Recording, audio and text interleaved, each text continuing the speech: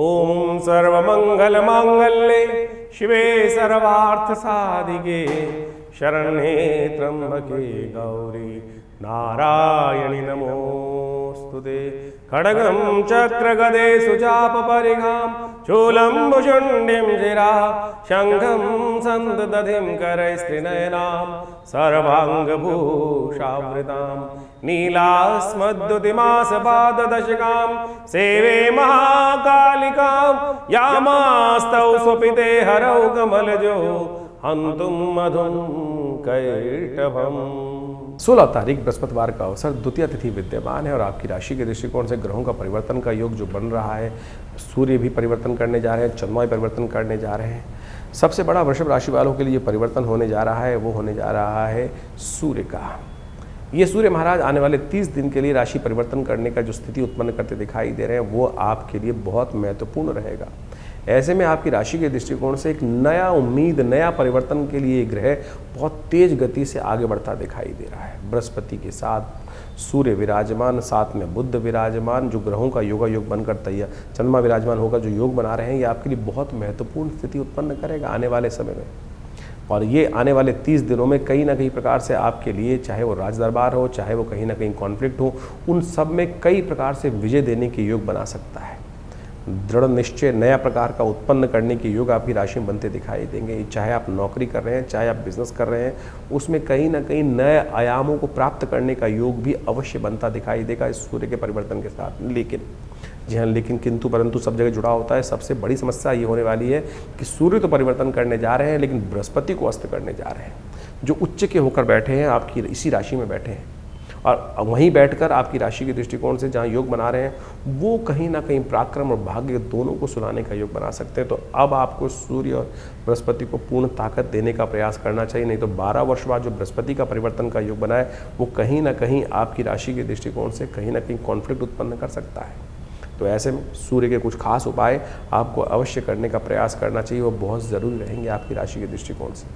आपको विशेष तौर पर भगवान सूर्य की आराधना करते हुए कुछ खास उपाय अवश्य करने का प्रयास करना चाहिए। उसमें विशेष तौर पर भगवान सूर्य के दिन तब तो सबसे पहले तो संयमित काम करने का प्रयास करें, कोई गलत काम नहीं, दुस्साहस न करने का प्रयास करें और किसी से कॉन्फ्लिक्ट ना बचें। विशेष तौर पर रिश्तेदारों के साथ किसी भी कॉन्फ्लिक्ट में नहीं जाना चाहिए आपको। कहीं ना कहीं द्वंद्वात्मक स्थिति, कई बार क्या होता है, मुकदमों में विजय प्राप्त करने के लिए हम साम दाम दंड भेद कई प्रकार के रास्ते अपनाने का प्रयास करते हैं। ऐसे में आपकी राशि के दृष्टिकोण से ग्रह आपको मान सम्मान दिलाने के योग बना रहे हैं, लेकिन कई बार छोटों का सम्मान भी हमको करते हुए, ध्यान रखते हुए कार्य करने का प्रयास करना चाहिए। ऐसे में यदि हो सके तो नित्यपति भगवान सूर्य को जल अवश्य देने का प्रयास कीजिए, यह आपके लिए बहुत ज़रूरी रहेगा। भगवान सूर्य का नित्यपति पूजन करना, उनके निमित्त कुछ ना कुछ दान पुण्य करना आपके लिए कल्याणकारी रहेगा। गेहूं का दान करना भी आपके लिए बड़ा श्रेष्ठ है, घी का दान करना भी आपके लिए बड़ा श्रेष्ठ रहेगा। 16 तारीख को जो सूर्य ने परिवर्तन किया है, सूर्य महाराज जो बुध के घर से निकल कर चंद्रमा के घर में प्रवेश कर रहे हैं, और उस दिन ग्रहों का परिवर्तन जो साफ साफ दिखाई दे रहा है, सूर्य के परिवर्तन के साथ साथ बहुत विशेष ग्रहों का योग बनता दिखाई दे रहा है। इस दिन यदि देखा जाए ग्रहों के परिवर्तन का योग जिस प्रकार का है कि सूर्य के साथ चंद्रमा, बृहस्पति सब विराजमान होकर एक साथ ही सूर्य का स्वागत करने के लिए तत्पर हो रहे हैं। और ऐसे में सूर्य कुछ नया योग बनाकर बहुत बढ़िया से कुछ न कुछ स्थितियों को परिवर्तन करने के लिए अपना पुरजोर प्रयास करता दिखाई देगा। सूर्य जब परिवर्तन की तरफ जाते हैं, सूर्य जब उगते हैं, तो कहा जाता है कि सब चीज़ों को अस्त कर देते हैं। इन दिनों सूर्य के साथ जिस राशि में जा रहे हैं सूर्य, वहाँ उच्च के होकर बृहस्पति पूर्ण प्रकाश के साथ विद्यमान थे, लेकिन वो भी सूर्य के परिवर्तन के साथ साथ अस्त होने की स्थिति में चले जाएंगे। तो ऐसे में सूर्य का ये परिवर्तन बृहस्पति को जो अस्त कर रहा है, सूर्य राजा हैं और राजा के आगे जब ज्ञान का देवता यदि अस्त हो जाए तो कई बार कोई समस्या भी उत्पन्न करने के योग बनाता है। सूर्य का परिवर्तन तो अपना प्रभाव दिखा ही रहा है, लेकिन सूर्य ने जो बृहस्पति को अस्त किया है वो एक विचारणीय विषय जरूर बनता दिखाई दे रहा है। 25 दिन तक करीब बृहस्पति अस्त रहेंगे ऐसे में, और ऐसे में सूर्य बृहस्पति की युति के साथ जो बृहस्पति का अस्त होना है वो कहीं ना कहीं विचारणीय है, और उसको ठीक करने का लगातार आपको कार्य करने का प्रयास करना चाहिए। देव योग से इस समय में जब ये सूर्य परिवर्तन की तरफ जा रहे हैं, ऐसे में गुप्त नवरात्रि का योग बनकर तैयार हो रहा है, और आगे सावन का महीना भी आने वाला है, गुरु पूर्णिमा आने वाली है। तो यानी आप यदि अध्यात्म का सहारा लेने का प्रयास करें तो ये बृहस्पति जो आध्यात्मिक देवता हैं उनके अस्त होने का प्रभाव निष्क्रिय हो सकता है। नहीं तो कहीं ना कहीं बुद्धि का बल अस्त होने के योग बनाएगा ये ग्रह। ये सब ग्रहों का योगा योग चल रहा है, तो इस समय में आपको कुछ खास उपाय, एक सबसे बड़ा उपाय जो करना चाहिए वो तो नित्यपति भगवान सूर्य का दर्शन कर कर उनको अर्घ देने का प्रयास कीजिए। नित्यपति भगवान सूर्य के मंत्र का जप करें, ओम घृणी सूर्य आदित्याय नमः। और जिस दिन ये संक्रांति का योग बन रहा है, कर्क संक्रांति के दिन, कहा जाता है जल का दान अवश्य करना चाहिए। 2 घड़ों में जल भरकर कहीं भी किसी मंदिर इत्यादि में दान करने का प्रयास करना चाहिए। छाता, आषाढ़ का महीना, कभी धूप कभी छाँव, कभी बादल कभी बरसात, कभी आंधी कभी तूफान, इस प्रकार का रहता है। तो ऐसे में छाते का दान करना शास्त्र के दृष्टिकोण से बड़ा श्रेष्ठ कहा गया। जूतों का दान करना भी अमावस्या के दिन, और तो और आटा इत्यादि अन्न इत्यादि का दान करना शास्त्र के दृष्टिकोण से बड़ा ही श्रेष्ठ कहा जाता है। यदि बृहस्पति, क्योंकि बृहस्पति के साथ में योग बना रहे हैं, तो ऐसे में घी का दान करना भी अपने कष्टों को निवृत्त, शास्त्र के दृष्टिकोण समझें।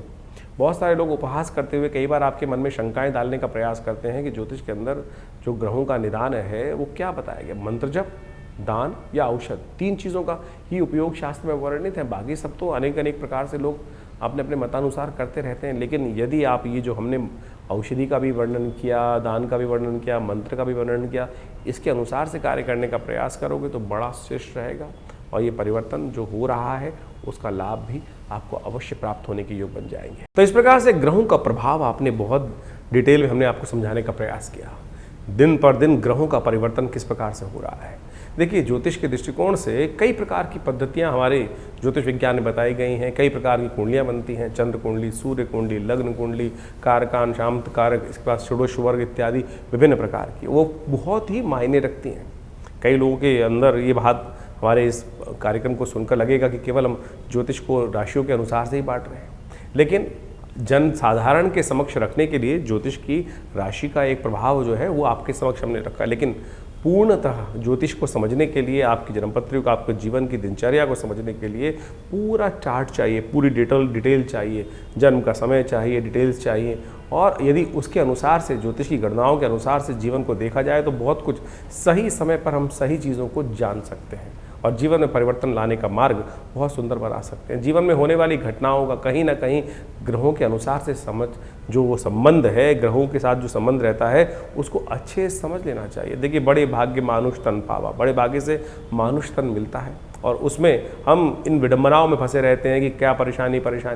ज्योतिष का आविष्कार, ज्योतिष के सृजन इसीलिए किया गया है कि समय, बड़े भाग्य मानुष तन पावा, कि एक बार जन्म मिला है और उसको हम ठीक सही से जो अपने पूर्व जन्म में कृत्य कर्म है उनसे बचते हुए, उन दुष्कर्मों से बचते हुए शुभ कर्म की तरफ कब कौन सा कर्म कैसे करना है, टाइम बर्बाद ना हो, जिससे समय बर्बाद ना हो, उस चीज़ को समझकर कार्य करने का हमें प्रयास करना चाहिए। इसलिए ज्योतिष का ज्ञान अवश्य लेने का प्रयास करना चाहिए। भविष्य में कब कौन से मोड़ पर किस प्रकार का जीवन में कार्य हमारे समक्ष आने वाला है, कौन सा कर्म कहाँ किस प्रकार से आएगा और दुष्कर्म से बचने के लिए किस प्रकार का कर्म हम कर लें तो कैसे भार कट सकता है, ये ज्योतिष की ग्रह गणना बहुत आसानी से हमें बता सकती है। तो इसके अनुसार से आप सोचें, समय समय पर हम विभिन्न प्रकार के कर्म करते हैं, उससे जीवन में दुर्भाग्य सौभाग्य में परिवर्तित हो जाता है। जैसे आजकल गुप्त नवरात्रे चल रहे हैं।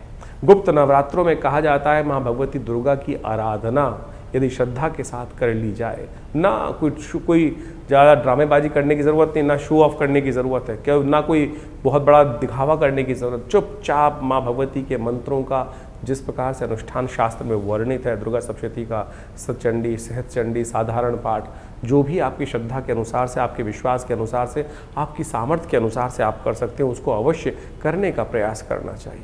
जीवन में बड़े बड़े कष्ट कट जाते हैं, बहुत बढ़िया जीवन में घटना घट जाती हैं। बहुत सारे लोग समय समय पर जीवन में आते रहते हैं, समय में देखते रहते हैं, कष्ट जीवन में आ रहे हैं, विवाह नहीं हो रहा है लोगों का, बहुत सारे कष्ट देखने को मिले। अभी कुछ दिन पहले कई लोग आश्रम पे आते ही रहते हैं, बहुत सारे, एक ऐसा ही केस आया हमारे पास में ही थे, करीब 20-30 साल से जानते थे, उनके कोई रिश्तेदार थे, वो आए, जीवन जन्मपत्री देखने को मिला, जन्मपत्री में कुछ भी ऐसा दोष दिखाई नहीं दे रहा था, लेकिन उनकी वार्तालाप से लगा कि उनके स्वप्न में बार बार उनके पूर्वज कहीं ना कहीं उनको दिखाई दे रहे हैं। तो हमने कहा एक काम करें, गायत्री का आप जप करें, गायत्री का 1.25 लाख जप करें, अनुष्ठान करें, गायत्री का 1.25 लाख जप कर अपने पितरों के निवृत्ति के लिए, जो कहा जाता है कि ऋण मुक्ति के लिए ये कार्य में सबसे श्रेष्ठ है, उसको करें।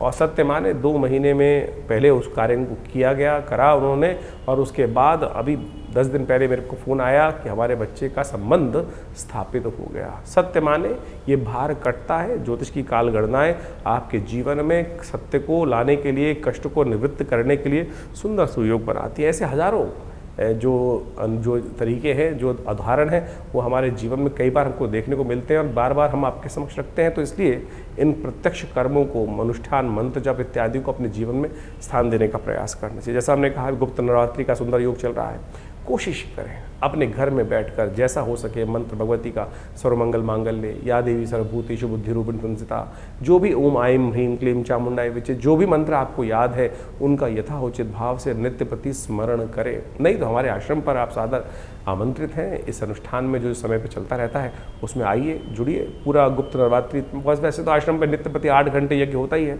हर रविवार को सामूहिक यज्ञ भी होता है, लेकिन समय समय पर जो ये बड़े बड़े उत्सव आते हैं, गुप्त नवरात्रि, शारदीय नवरात्रि, चैत्री नवरात्रि, और उसके अलावा अभी सावन का सुंदर सुयोग आने वाला है। इसमें नित्य प्रति रुद्राभिषेक का कार्यक्रम रहेगा। शतचंडी का अभी सुंदर कार्यक्रम चल ही रहा है इन गुप्त नवरात्रियों में। कोशिश ये करें माँ भगवती दुर्गा के सानिध्य में बैठकर, माँ भगवती के चमत्कारिक श्री विग्रह के सानिध्य में बैठकर इन यज्ञों का लाभ लें। यज्ञ जो है संसार का सर्वश्रेष्ठ कर्म है, यज्ञो वै श्रेष्ठतम कर्म। और आज हमारे मंदिरों से दुर्भाग्य है, इस बात को कहते हुए मुझे बड़ा अजीब लगता है कि लोगों ने हमारे अपने मंदिरों में हमने यज्ञ को शून्य कर दिया। और यज्ञ को केवल कुछ लोगों ने तो ऐसा कर दिया जहाँ यज्ञ होता है कि क्या आर्य समाज।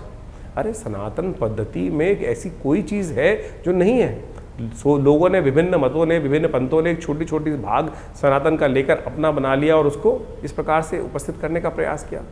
सनातन पद्धति में यज्ञ का, भगवती कोई भी कहा जाता है, कोई भी मंत्र अनुष्ठान है, यदि कोई भी आप कुछ भी कर रहे हैं, चाहे आप नग भी धारण कर रहे हैं, चाहे कोई यंत्र रख रहे हैं अपने पास, यदि उसमें मंत्र जप, यज्ञ इत्यादि का कर्म नहीं किया गया है तो वो निष्फल होगा, कार्य करेगा ही नहीं। तो इसलिए यज्ञ वो निधि है भारतीय संस्कृति की जो जीवन के समस्त सुखों को देने का प्रभाव रखती है। और कम से कम इन नवरात्रों में, इन श्रावण के अवसरों पर विभिन्न यज्ञ जो समय समय पर किए जाएंगे उसमें सम्मिलित हों। माँ भगवती कृपा से आपके कष्ट दूर होने के अद्भुत योग स्वयं आप बना सकते हैं। और हमने इन सब विधानों को बहुत सारी अपनी पुस्तकों के माध्यम से जगह जगह बताया भी है, तो आप उन पुस्तकों को पढ़ सकते हैं और अपनी समस्याओं का निदान भी जान सकते हैं। आश्रम से प्रकाशित विभिन्न पुस्तकें जो आपको दिखाई जा रही हैं, उन सब में आप कोशिश ये करें, पढ़ें, उन सबको समझें और आश्रम में भाग ले सकते हैं विभिन्न कार्यक्रमों में। आपका धन्यवाद।